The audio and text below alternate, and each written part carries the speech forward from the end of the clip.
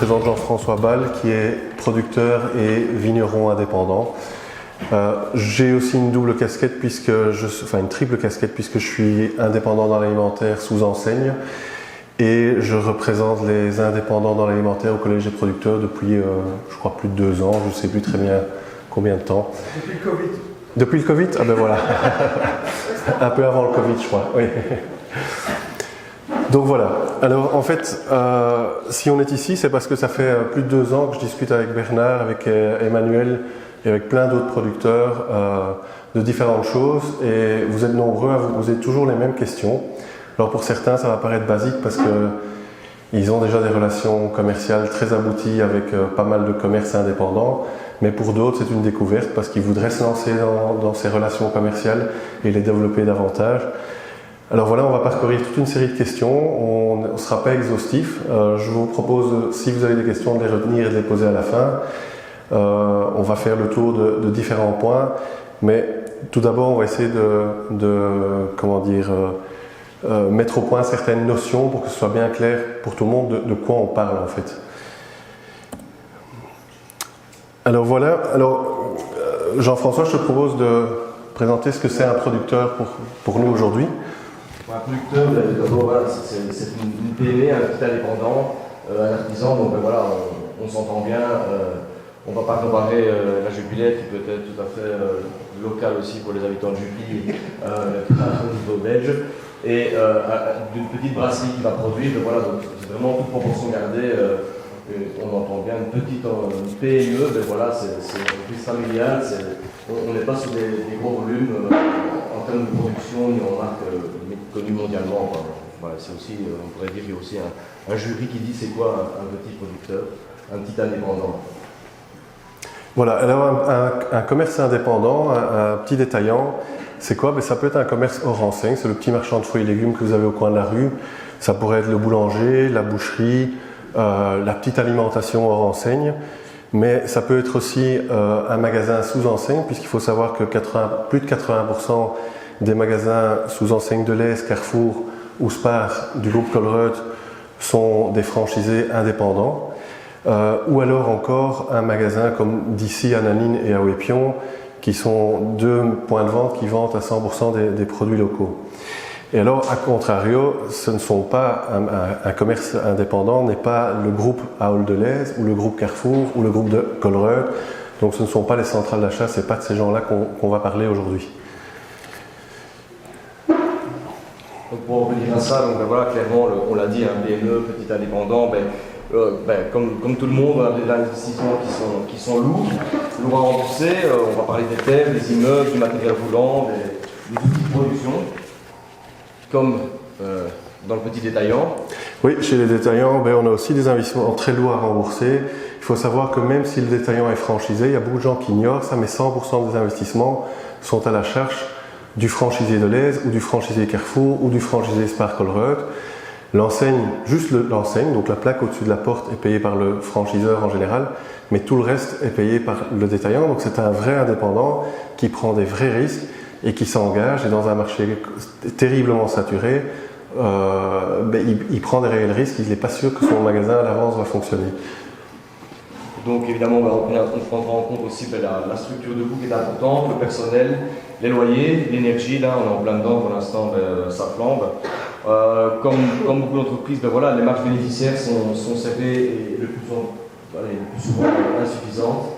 Mais à contrario de ça, on aura quand même cette liberté de vendre là où on souhaite. Et chez le petit indépendant, chez le petit détaillant, franchisé ou non, on a le même problème, des structures de coûts importantes, mais alors ce que le grand public ignore, parce que tout le monde sait depuis des décennies qu'il y a un souci de marge chez les petits producteurs, parce que les médias en parlent depuis longtemps, mais par contre, ce que le grand public ignore, c'est à quel point les marges bénéficiaires sont serrées dans la grande distribution ou dans les commerces de détail indépendants. J'aime pas toujours utiliser le mot grande distribution parce qu'il y a des fois un amalgame avec les magasins intégrés qui appartiennent aux chaînes de distribution. Mais chez les franchisés eux-mêmes, que ce soit Delhaize, Carrefour ou Spar, il faut savoir que les marges sont de plus en plus serrées. Dans un marché très saturé, il y en a de moins en moins qui s'en sortent également. Et donc ce souci de la marge et de la rentabilité est de plus en plus présent. Et donc nous unit aussi un petit peu à cette recherche de marge et cette recherche de prix juste. par rapport à ce que vivent les producteurs aujourd'hui. Alors la liberté des petits détaillants est totale, ils peuvent acheter où ils veulent leurs marchandises quand ils sont hors enseigne, mais il faut savoir que sous enseigne aussi, il y a une loi de libre marché en Europe qui existe et qui interdit l'exclusivité d'approvisionnement. Ça veut dire qu'aucun fournisseur peut imposer à un franchisé d'acheter à 100% chez lui. Donc en fait, tout indépendant reste libre d'acheter ailleurs. Alors bien entendu, s'il est sous enseigne, il ne va pas pouvoir acheter 95% de ses produits ailleurs qu'en centrale, mais il a quand même une marge de liberté assez grande, et certainement pour les produits locaux, où la plupart des enseignes sont très ouvertes à ce que leurs franchisés indépendants fassent rentrer ou travaillent avec des producteurs locaux. Donc en fait, tout ça pour dire qu'en gros, vous avez deux catégories d'indépendants, mais qui ont des préoccupations très similaires: la rentabilité, le développement de chiffre d'affaires, la recherche de personnel, etc. Donc ça nous lie sur un tas de points. C'est vraiment deux types de PME, mais qui ont les mêmes préoccupations. L'un est producteur, l'autre est distributeur, détaillant. Alors le constat qu'on fait, c'est qu'il y a des milliers de points de vente indépendants sous franchise ou non en Belgique, qui sont à la recherche, eux, d'opportunités pour se différencier par rapport à leurs concurrents. Comme le marché belge est le marché le plus saturé au monde en termes de surface alimentaire par tête d'habitant, mais une des façons de trouver sa place sur un marché saturé, c'est de se différencier. Se différencier comment? En apportant plus de services, en apportant des produits que les concurrents n'ont pas, en faisant rentrer par exemple des produits locaux. Ça, c'est un moyen de se différencier pour eux. Oui, donc pour nous aussi, le constat, voilà, on est des milliers de producteurs et transformateurs à la recherche de débouchés pour nos produits. Et voilà, il faudra prendre le temps de la chercher aussi, ces débouchés. Et donc tout ça crée autant d'opportunités. Donc on est dans un marché belge où vous avez plus ou moins 4 catégories de détaillants. Donc vous avez sur votre gauche de l'écran les magasins sous enseigne franchisés. Donc là on ne parle que d'indépendants. Ce sont des franchisés mais indépendants sous enseigne qui sont libres d'acheter vos produits s'ils le souhaitent et si vous souhaitez leur vendre. Vous avez des magasins hors enseigne tout à fait indépendants. Il y en a encore, pas mal d'ailleurs, qui sont souvent de plus petite taille. Vous avez des magasins comme d'ici, là en dessous, à Nanning et à Wépion, qui eux sont spécialisés à 100% dans le local. Et puis sur votre droite, vous avez des chaînes ou pas bio. Souvent, ces gens sont très indépendants, ils ont 1, 2, 3, 4, 5 magasins. Et donc ça, c'est toute la partie bio qui est aussi naturellement libre de rentrer en relation commerciale avec vous.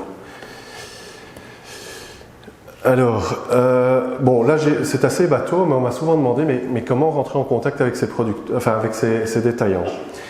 Est-ce que vous devez passer par la centrale Carrefour ou la centrale Delhaize ou la centrale Colruyt pour vendre à un Carrefour Market franchisé, à un Delhaize franchisé ou à un Spar Colruyt franchisé? Mais la réponse est non, bien sûr, parce que ce sont des indépendants. Alors vous pourriez de temps en temps entendre des centrales qui vous disent oui, non, vous ne pouvez pas vendre, c'est le même magasin. C'est faux, naturellement. Vous pouvez vendre en direct à des indépendants parce que c'est bien le magasin de l'indépendant. Et plus de 80% de ces 3 enseignes que sont Carrefour, Delhaize et Spar, les magasins sont franchisés. Et donc il suffit de trouver leurs coordonnées sur Google, on ne sait pas faire mieux. Vous tapez le nom du magasin, le lieu où il se trouve, vous allez avoir un numéro de téléphone, vous prenez rendez-vous avec le patron ou le responsable du rayon, le cas échéant, et puis vous commencez à discuter avec eux. Et c'est la même chose, naturellement, pour les magasins hors enseigne, les magasins bio ou les magasins qui vendent des produits 100% locaux. Alors, nous, on recherche en tant que fédération qui défend les intérêts des indépendants dans l'alimentaire, naturellement à développer ces relations commerciales autant que possible, mais on n'a pas envie de rentrer dans les mêmes travers que les multinationales et les grands groupes, et donc on voudrait développer ces relations sur base d'un modèle éthique et équitable. Donc, on rejoint vraiment la philosophie du Collège des producteurs avec son label Prix Juste. On ne veut pas du tout rentrer dans les mêmes travers que ce qui s'est fait dans le passé. Pourquoi? Parce qu'on a des intérêts communs en tant que producteur et en tant que détaillant, et je pense qu'on a tout pour s'entendre. Alors, qu'est-ce qu'on entend par un commerce et un modèle de commerce équitable? Bien sûr, c'est un partenariat commercial fondé sur le dialogue, la transparence et le respect, sur une relation commerciale win-win, et on insiste là-dessus, et sur un prix juste pour les deux parties. Alors, comment entamer ce genre de relation? Vous prenez rendez-vous et la première chose qu'il faut faire, c'est dialoguer et se parler. Il ne faut pas juste arriver avec un produit et puis essayer de le vendre et puis basta. Je pense que le premier rendez-vous est un des plus importants. Vous présentez votre produit, vous parlez des différents critères, qui le produit, quels sont les ingrédients, où le produit est produit, quelle est la qualité de vos produits, quel est le prix conseillé. Le détaillant, lui, va plutôt vous parler d'étiquetage, de livraison, d'exclusivité, de marge, de date limite de consommation, etc. Une fois que vous avez bien discuté avec votre détaillant, on vous recommande, je l'ai vu dans le label Prix Juste aussi, de formaliser ce qui a été dit. Pourquoi? Parce que ça évite 6 mois ou 1 an plus tard les quiproquos et les malentendus. Et si vous formalisez l'accord qui a été convenu entre vous, entre détaillants et producteurs, vous allez éviter ce genre de quiproquos, de malentendus. Alors la formalisation, ça peut être un simple email. Comme convenu lors de notre entretien, voilà ce que j'ai à offrir, voilà quel prix je conseille, les livraisons se feront tel jour, les commandes se feront un autre jour, etc., etc. Et du coup, les choses sont claires, c'est écrit. Le détaillant, il s'engage par exemple par écrit à ne pas brader vos produits, à ne pas les mettre en concurrence avec un autre fournisseur, un autre producteur, etc., etc. Il y a un tas de choses qui peuvent être convenues entre vous. C'est naturellement totalement libre. Donc clairement, voilà, vous l'avez compris, le prix juste, c'est pas uniquement aussi pour le producteur, mais c'est également pour le distributeur, la petite enseigne. Et donc du coup, voilà, c'est clair que tout le monde doit gagner sa vie, tout le monde doit avoir une marge correcte, qui doit être calculée dès le début. C'est dur de revenir en arrière, donc il faut directement d'emblée de jeu essayer de calculer bien les choses. Prendre conscience également que voilà, il y a aussi des économies d'échelle, et donc plus le magasin sera petit, plus sa marge devrait être grande pour aller à l'équilibre, parce que voilà, il n'y aura pas un volume qui va lui permettre de diluer cet argent. Et puis aussi un point important que pas tout le monde est au courant, c'est que la marge en grande distribution, elle se calcule sur le prix de vente et non pas sur le prix d'achat. Quand vous décalculez vos offres, c'est quand même important. Voilà, alors quelle politique de prix adaptée pour un produit local? Nous, en tant que détaillants, on n'est pas pour le fait de brader et de casser les prix et de faire des promos sans arrêt sur des produits locaux. Pourquoi? Parce qu'on part du principe qu'un produit local, donc, comme on l'a dit au début de la discussion, produit local, c'est pas Jupiler.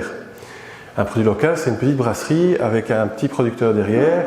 Ce produit a une valeur ajoutée. Généralement, le producteur va chercher la qualité plutôt que la quantité. Et donc, on n'est pas là pour commencer à casser les prix, à re-rentrer dans une guerre des prix et une guerre de la concurrence. Et donc, finalement, une guerre qui aboutirait à diminuer les intérêts de tout le monde et personne n'y gagnerait. Et donc, on pense qu'un produit local peut avoir un prix de vente consommateur supérieur à celui du marché. Parce que c'est ça sa valeur ajoutée. C'est que le produit local, c'est un produit de petits producteurs qui vise justement la qualité plutôt que la quantité et qui s'inscrit dans une démarche de prix juste et de commerce équitable. Et donc, nous, petits détaillants, indépendants, on pense qu'un positionnement prix, donc quelqu'un qui aurait une politique dans son entreprise de toujours casser les prix, ne rentre pas en adéquation avec le soutien des producteurs et des détaillants. Le positionnement en prix, ce n'est pas du tout quelque chose qui rentre dans notre philosophie éthique. Je pense que voilà, à un certain moment, il faut rééduquer le consommateur et réhabituer le consommateur à payer un prix juste et arrêter de faire ses promos à gogo de tous les côtés et de casser les prix sans arrêt. Et donc on pense aussi, et c'est un message fort que moi je véhicule en tout cas auprès de mes clients dans ma boutique, c'est que casser les prix tue quelqu'un. Et ça tue qui? Ça tue toujours les producteurs d'un côté et le détaillant de l'autre. Parce que quand vous avez une promo dans un supermarché ou une supérette n'importe quelle taille, c'est un moment il y a quelqu'un qui a dû baisser sa marge. On ne sait naturellement pas vous offrir un paquet de pâtes plus un paquet de pâtes gratuit. Cette marge, ce paquet gratuit, il vient de quelque part. Et donc, voilà, on est contre ce genre de politique et je pense que petit à petit, il va falloir rééduquer le consommateur à acheter autrement. Alors ça va prendre du temps, tout le monde se plaint de son pouvoir d'achat. Maintenant, c'est aussi au consommateur à mettre ses priorités. Est-ce qu'il a envie d'un nouveau GSM tous les 6 mois ou est-ce qu'il veut mieux manger et est-ce qu'il veut donner ses sous dans un prix juste qui va rémunérer correctement le producteur, correctement les détaillants. Mais au-delà des producteurs et des détaillants, il y a le personnel de ces producteurs, le personnel de ces détaillants. Et alors au-delà du personnel qui perçoit un prix juste ou un salaire juste, il y a aussi la qualité des produits qu'on mange. Parce que quand on est dans un positionnement en prix et qu'on cherche toujours à vendre moins cher mais à un certain moment, le producteur, il ne sait plus offrir des produits de qualité avec la même qualité. Donc il va devoir commencer à baisser la qualité de ses produits pour toujours arriver à un prix plus bas. Et donc personne n'a intérêt à ce que ces prix soient tout le temps cassés et diminuent tout le temps. Mais ça va prendre du temps, mais je pense que petit à petit, il y a un mouvement qui est en marche et le consommateur va comprendre que tout a un prix. On n'achète pas une Mercedes au prix d'une Lada. C'est comme ça, mais voilà, on a une autre qualité aussi. Ça fait longtemps que j'ai plus vu de Lada. Oui, excuse-moi, j'ai l'âge que j'ai. J'ai connu les Lada. Bien dit, Emmanuel. Peut-être une Skoda alors. Donc voilà, alors ici, bon, on ne va pas en parler trop longtemps, mais je voulais quand même appuyer sur un point. Chaque fois que je rencontre un producteur, souvent, une fois sur deux, il ne sait pas comment on calcule la marge dans le monde de la grande distribution. Alors, le monde de la grande distribution, mais c'est quoi? Ce sont les magasins libre-service, qu'ils soient sous enseigne ou non, mais tout ce monde professionnel de la distribution alimentaire dans le libre-service calcule sa marge sur le prix de vente consommateur, hors TVA, et pas sur son prix d'achat professionnel. Donc, pour vous donner un exemple, quand le détaillant, donc on est du côté détaillant ici, achète un produit 10 € et qu'il multiplie ce produit par un facteur de 1,5, il arrive à 15 €. Après, il ajoute sa TVA, il arrive à un prix de vente consommateur 15,90. Donc la marge du détaillant, c'est quoi? C'est 15 moins 10, c'est-à-dire 5 €. Et donc ces 5 € divisés par 10, par son prix d'achat professionnel, fait 50%.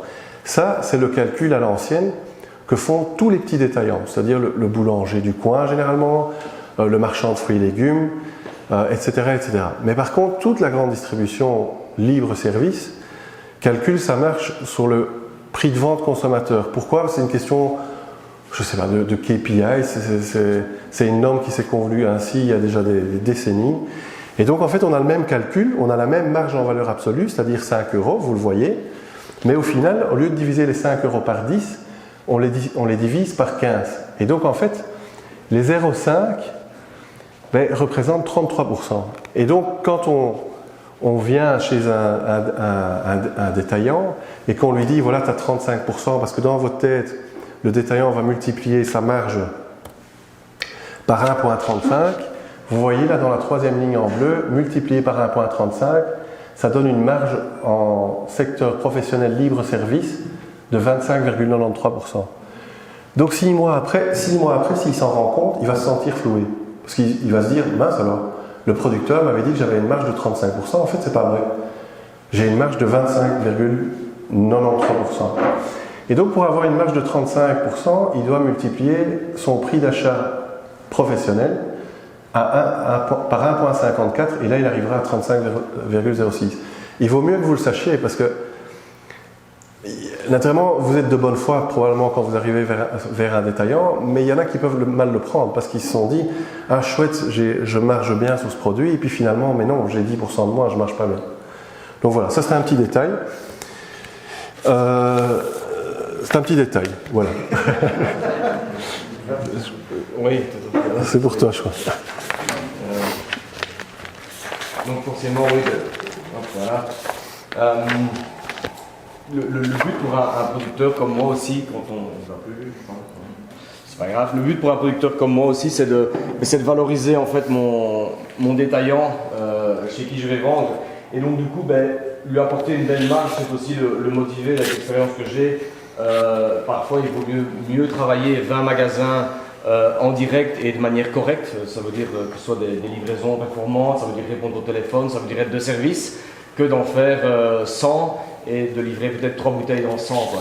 Donc du coup, clairement, apporter une belle marge va motiver un détaillant à bien le distribuer, à le mettre en avant, à faire des actions de promotion locale dans un magazine ou peu importe. Mais voilà, c'est vraiment ça qui est important.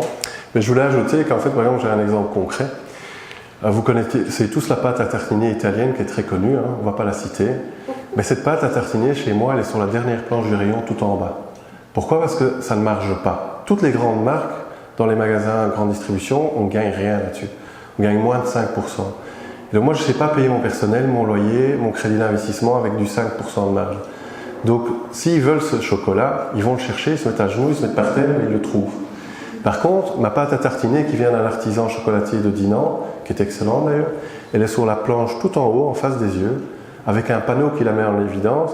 Et en plus de ça, cet artisan me permet de gagner ma vie sur cette pâte à tartiner. Et donc je suis naturellement beaucoup plus motivé à pousser les pots de choco sur lesquels je gagne ma vie, sur lesquels j'ai une marge vraiment correcte, marge qui va me faire en sorte que ça va tirer ma marge moyenne de magasin lentement mais sûrement pour peut-être fin d'année gagner 1,5% voire 1% en plus.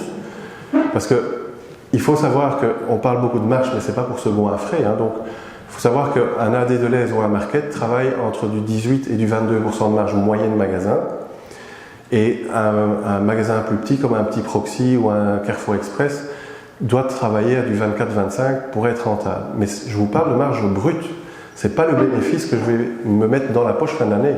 C'est la marge qui va servir à payer tous mes frais, tous mes charges d'exploitation, c'est-à-dire mon crédit d'investissement, mon personnel, mon électricité, mon énergie, etc. Fin de l'année, il va rester entre 1 et 3% net avant l'impôt. Et donc effectivement, cette recherche de marge est devenue une vraie obsession, comme chez les producteurs, mais elle est devenue une vraie obsession chez les détaillants, franchisés ou non, parce que 1,5% de marge gagnée sur une année, c'est colossal. Et donc, c'est ça aussi qu'on parle tellement de prix juste, autant chez les producteurs que chez les détaillants, c'est parce que c'est un problème criant pour les deux parties, en fait.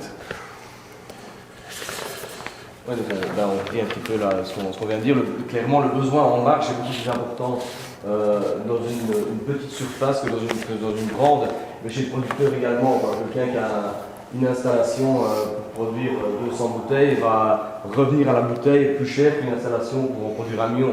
Donc c'est toujours pareil, il y a des économies d'échelle qui sont quand même importantes, plus dans certains métiers que dans d'autres, mais voilà, ça a son impact.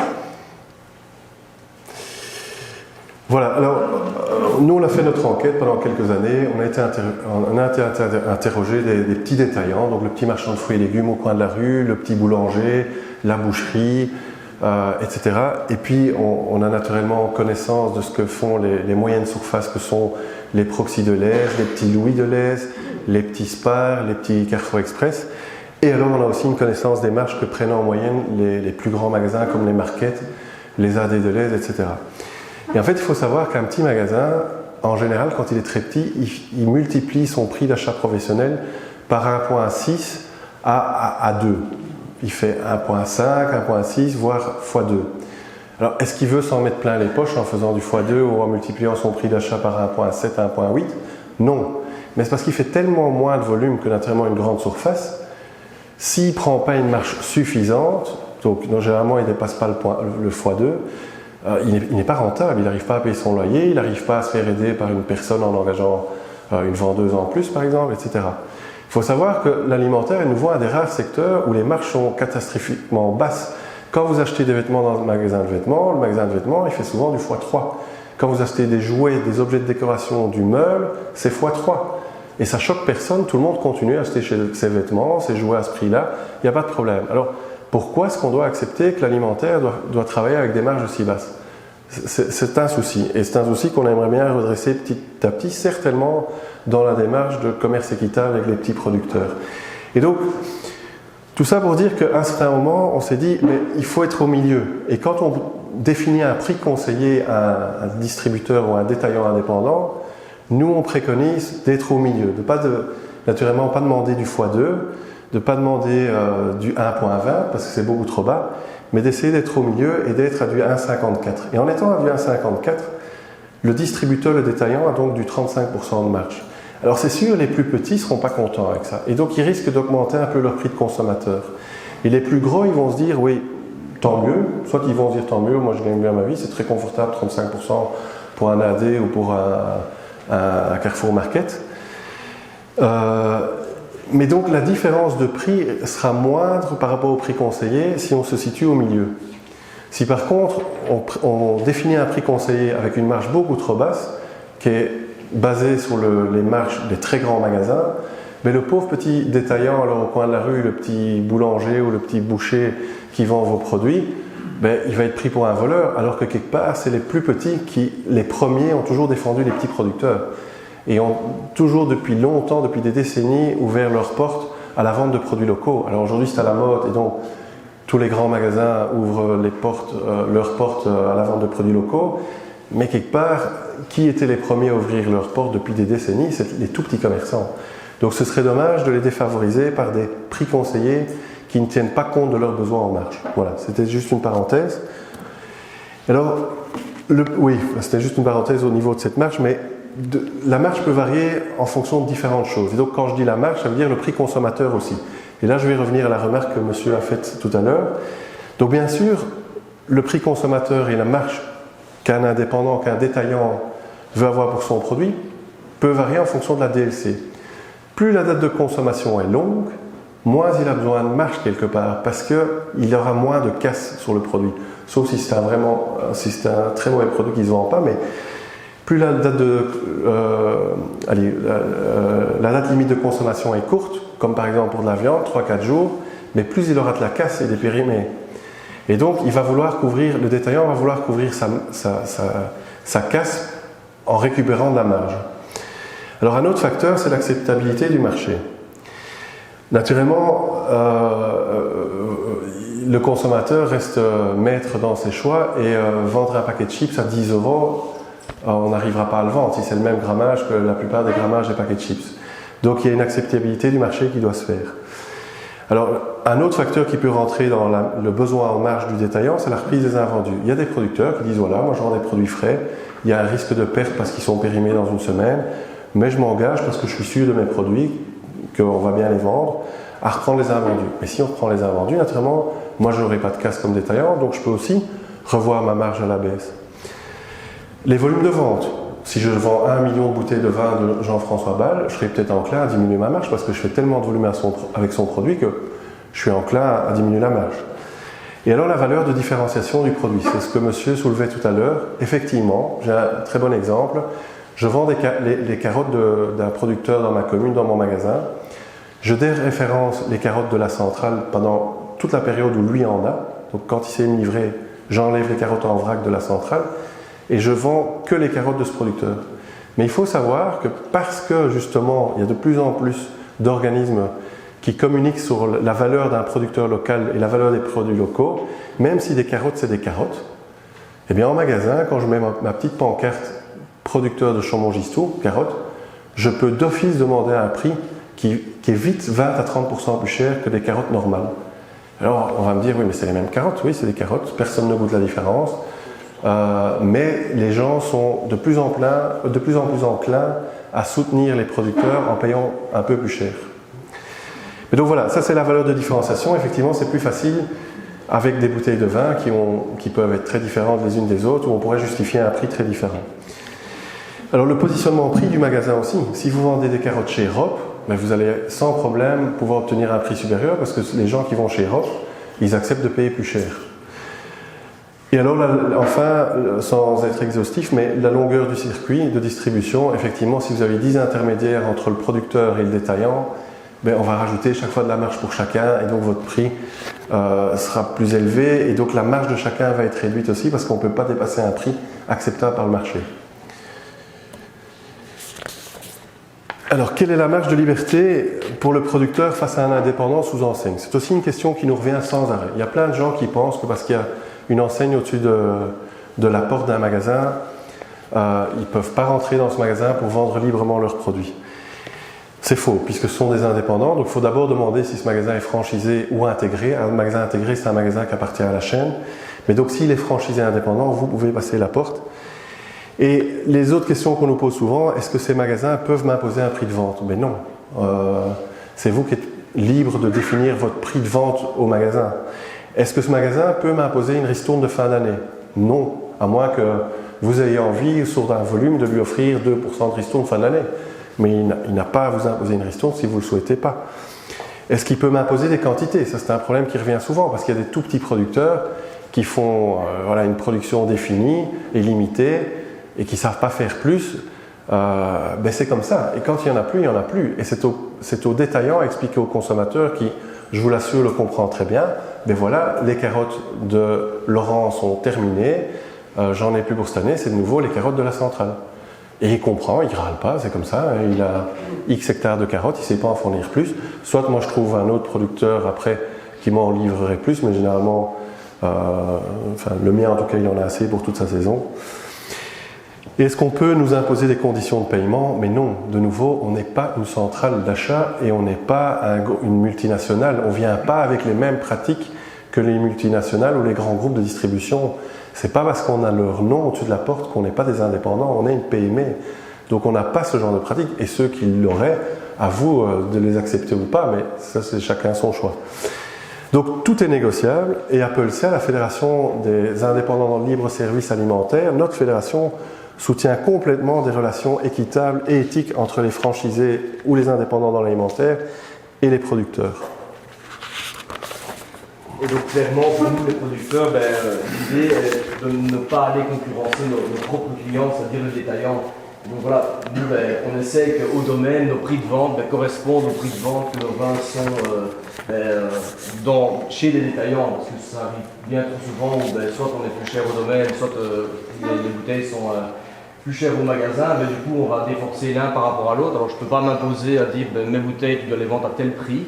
Mais bon voilà, quand on a affaire avec des relations de confiance et d'équitabilité, on l'a dit tantôt, c'est vraiment des relations humaines qui sont engagées dans tout ça. Mais on essaye quand même de bien respecter les choses, sinon on va un peu semer la zizanie dans le commerce. Et voilà, je pense que d'abord des bonnes structures permettent de garder des prix mais qui sont un petit peu homogènes partout. Ouais, donc clairement, voilà, on le redit, hein, une relation commerciale qui est basée sur le respect mutuel, parce que finalement on part sur une même pied d'égalité, hein, on a tous les deux un numéro de TVA. Avec quel magasin on va décider de travailler dans la même zone de chalandise? Voilà, c'est éviter de mettre les magasins en concurrence. Alors ça c'est toujours la question, hein. Au début quand j'ai commencé, j'allais vendre là, puis finalement 300 mètres plus loin il y en a un autre qui veut les vins, et puis encore 300 mètres plus loin. Et donc comment on se prépare par rapport à ça? Donc voilà, maintenant, moi, à titre privé, voilà, on a un domaine du riz d'argent, mais j'ai dû créer une autre structure sur le côté qui va gérer plus voilà, les grands comptes, donc la grande distribution.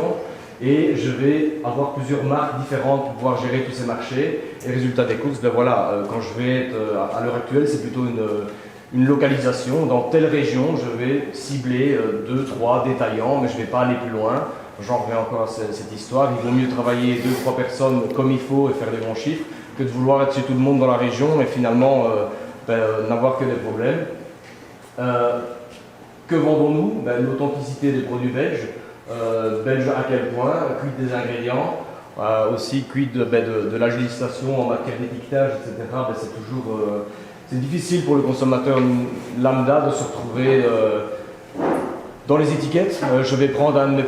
je suis vraiment bien placé pour en parler. J'ai un de mes produits qui est un produit belge.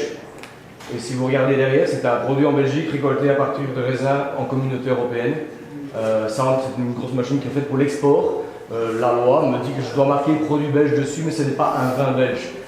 Si on ne communique pas sur ce fait-là, il se peut que le consommateur lambda il pense que c'est un vin belge, quoi.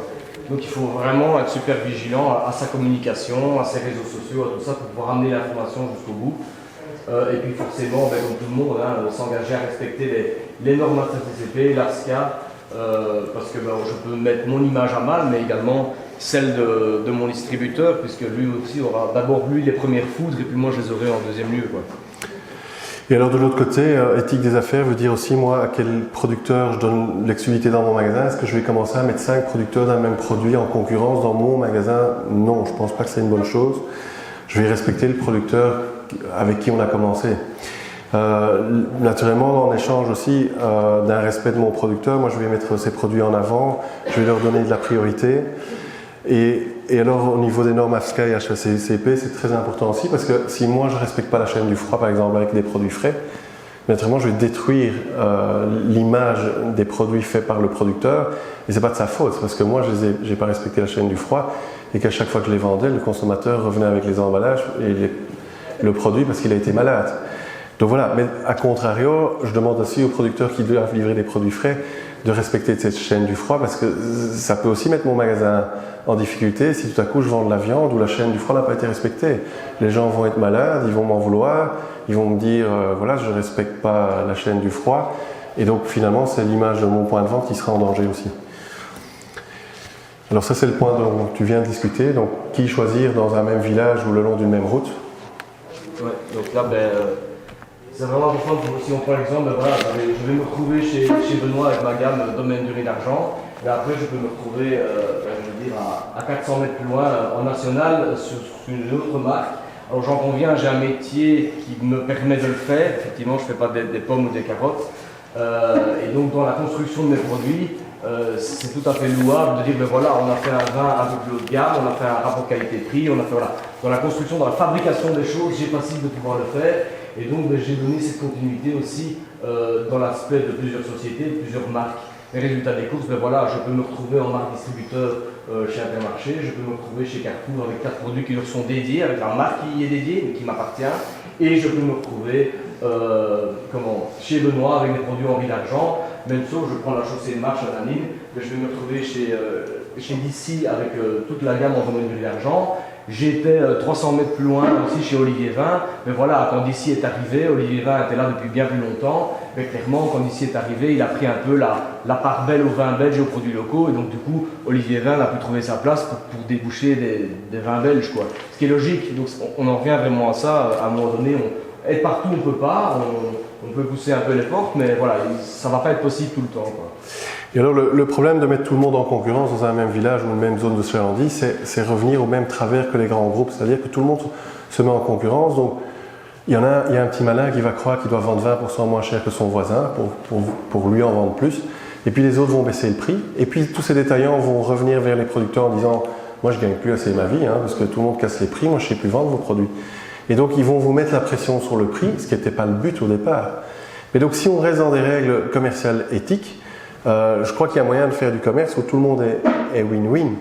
Mais rentrer dans les jeux de la concurrence du passé, où tout le monde se bouffe, entre guillemets, c'est malsain. Alors on peut rentrer dans une autre démarche où on veut inonder le marché, j'ai rien contre, vous êtes petit producteur, vous grandissez, vous voulez maintenant avoir une marque qui inonde le marché, mais justement faites une autre marque qui inonde le marché et réservez peut-être votre marque premium à certains détaillants et certains interlocuteurs, mais ne mettez pas vos propres clients trop en concurrence en tout cas. Et c'est pour ça aussi que si vous avez un prix conseillé qui tient compte des besoins en marge de tout le monde, des petits comme des grands, vous aurez moins ce problème également.